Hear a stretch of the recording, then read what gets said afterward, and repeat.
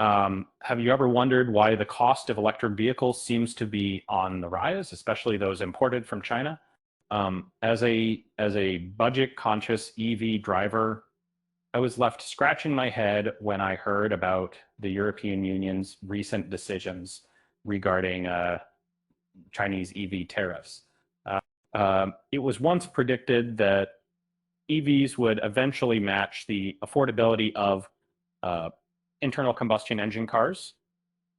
However, an unexpected twist occurred in the journey towards this goal. ICE vehicles started to increase in price, while EVs have not significantly decreased in cost beyond a certain point.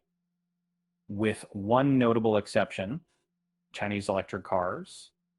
The EU's response has been puzzling.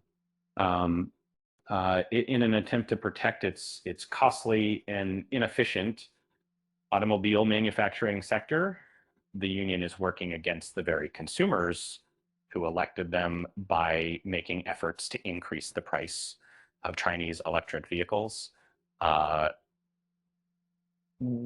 then this forces people who prefer EVs to pay more than they would in a fair market.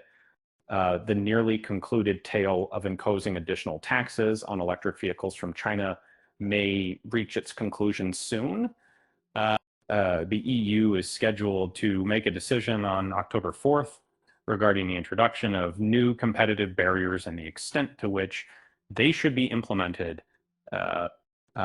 imposing tariffs as high as 45% on EVs imported from China might lead to a minimum price agreement, which in essence makes EVs too expensive for lower income consumers. It's interesting to note that the EU often criticizes China for protective measures in their domestic industries, seemingly overlooking the irony system.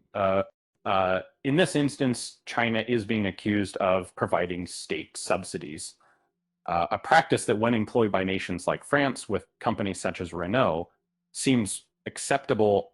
In essence, the vote is set to bring about the adoption of the fresh policy by the close of October, provided that at least 15 EU member states, accounting for approximately 65% of the total population, do not cast a vote against the proposed measures.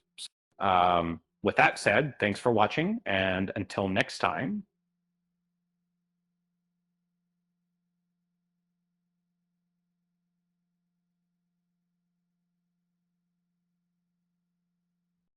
And remember, just like how you wouldn't want to pay more for a car than you have to, you also shouldn't have to pay more for blog post than you have to.